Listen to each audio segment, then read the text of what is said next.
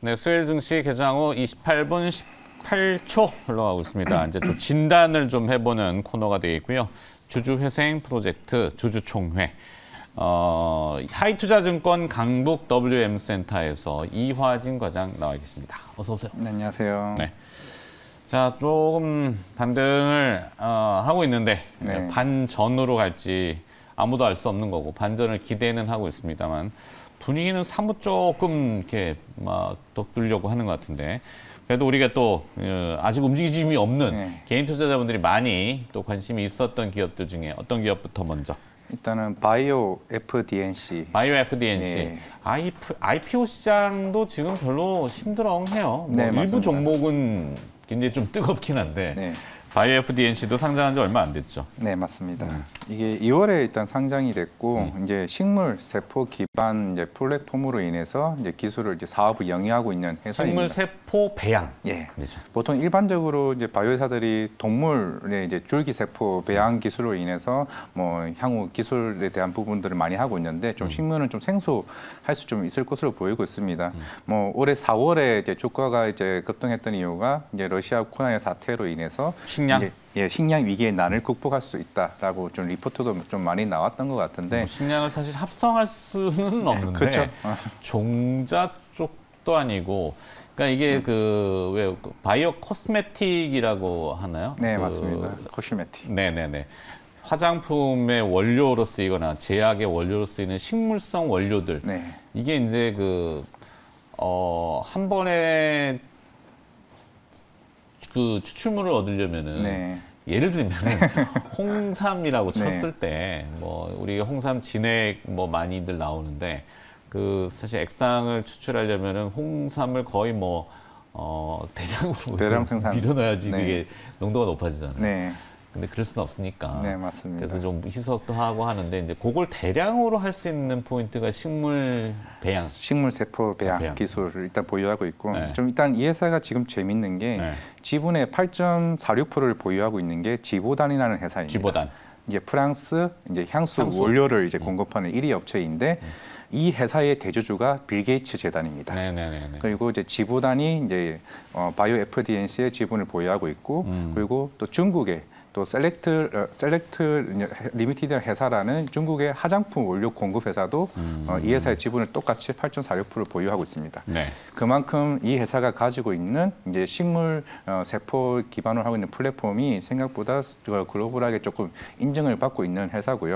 물론 지금 매출 나오고 있습니다. 화장품 회사 뭐 일단 식물 세포라고 한다고 하면은 처음으로 이제 화장품이나 향수 쪽으로 지금 일단 보이고 있을 것 같은데 네. 이제 지보단 같은 경우는 이제 향기가 나는 이제 식물 세포를 같이 공동 개발을 하고 있습니다.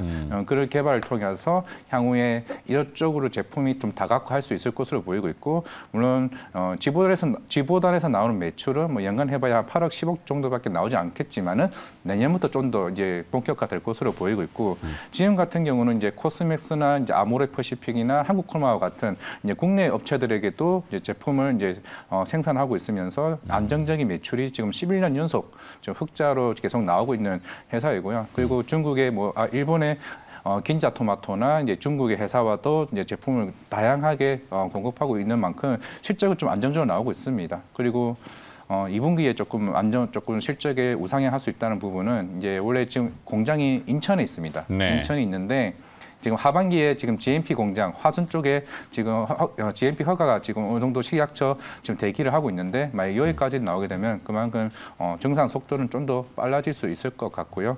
그리고 이런 화장품 세포 기술을 통해 가지고 유전자 편집 또 관련해서도 이제 연구 개발을 계속 하고 있습니다. 뭐 유전자 가이라고 한다고 하면은 투젯이 유명한 회사니까 이 회사와 같이 또 공동 제휴를 통해 가지고 좀 기술 개발이 있다는 거. 물론 제가 이 종목에 대해서는 그렇게 많이 공부는 아직 하지는 않았지만 제가 네. 일단 탐방이 잡혔습니다.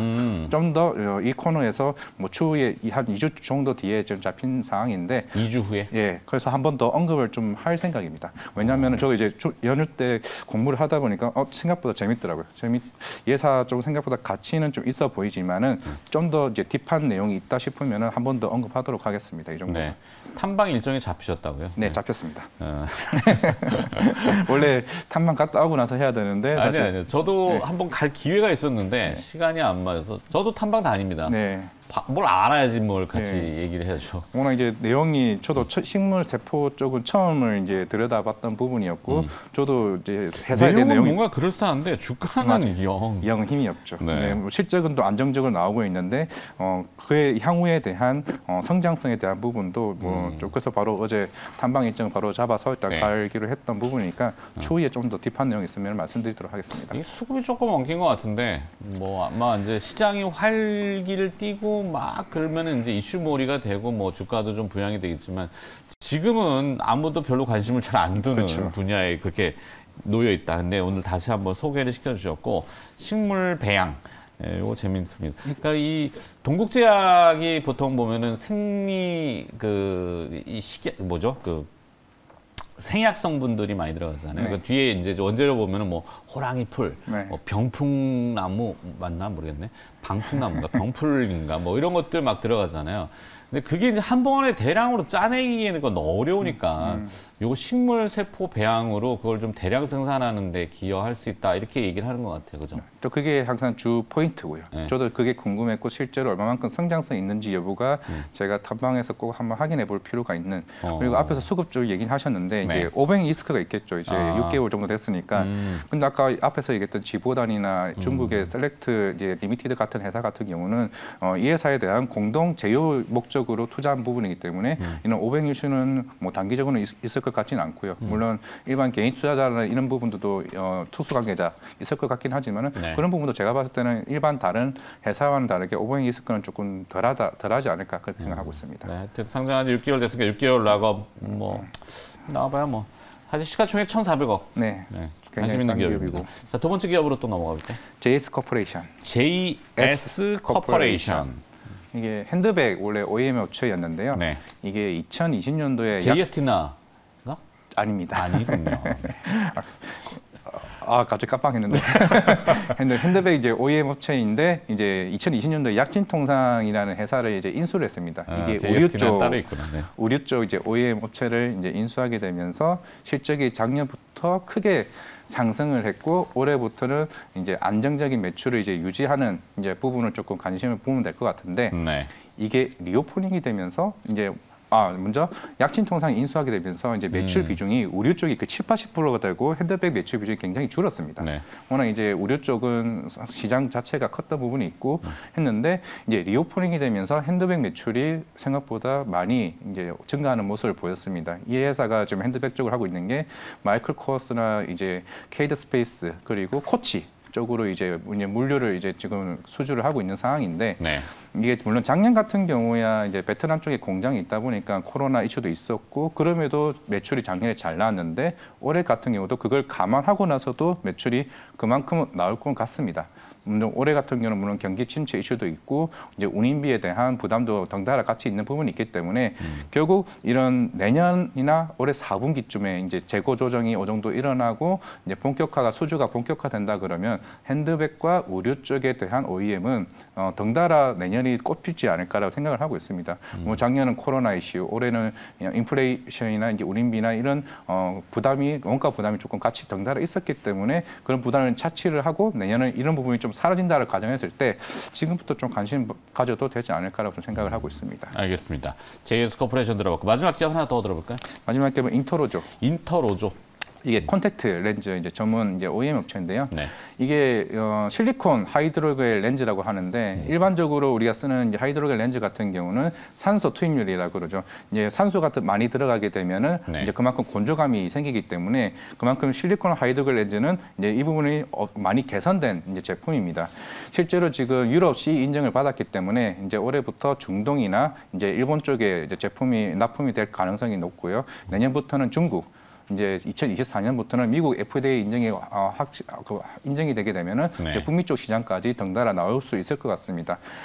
지금 이 회사의 매출 비중 자체는 이제 실리콘 하이드로겔이 매출 비중이 17%고 일반 하이드로겔이 75%인데 실제로 선진국 시장 유럽이나 미국 쪽에서는 실리콘 하이드로겔 렌즈가 70% 매출 비중이 큰 나라입니다. 네. 그만큼 이제 여기서 나오는 매출이 더 성장 가능성이 더 크게 볼 수 있을 거라고 보고 있고 물론 이머징 시장 같은 경우는 컬러 렌즈가 많이 매출을 좀 많이 차지하고는 있습니다만은 오히려 그런 중국이나 대만 쪽에 있는 경쟁 회사들은 오히려 실리콘 하이드로 렌즈가 아직 기술이 개발이 안 된 상태이기 때문에 오히려 이런 이머징 시장에서도 그만큼 점유율을 크게 개선시킬 수 있다는 측면에서는 이것도 내년에 좀 수익성으로 좀 지켜봐도 괜찮지 않을까 생각하고 있습니다. 네. 지금 화면에 나오는 분은 수지신가요? 네, 수지입니다. 네. 이게 클라렌이라는 브랜드를 자체 브랜드를 국내에서 지금 하고 있는 업체이기 때문에 수익성은 꾸준히 좋았어요. 그만큼 이제 리오프닝이 되면서 그런 컬러 렌즈에 대한 일본 쪽에서도 매출이 좋았던 부분이 있고 결국 이제 선진국 시장과 이머징 마켓에 대한 이제 점유율 확대 좀 이슈가 주요 포인트가 되지 않을까 싶습니다. 네. 이화진 과장도 안경 착용하시니까 렌즈 끼세요? 저는 렌즈 안 끕니다. 안 낍니까? 저 라섹했습니다. 렌즈를 요즘 안 착용해봐갖고 어느 정도 발달이 돼 있는지 하이드로겔 자체가 예전에는 굉장히 뻑뻑했잖아요. 맞아요. 네. 계속 눈을 찌르니까 한번 착용을 해봐야 돼. 그런 건 이화진 과장이 해보시고 알려주세요. 네. 자, 여기까지 듣도록 하겠습니다. 주주총회였고요. 하이투자증권 강북 WM센터 이화진 과장이었습니다. 고맙습니다. 네, 감사합니다.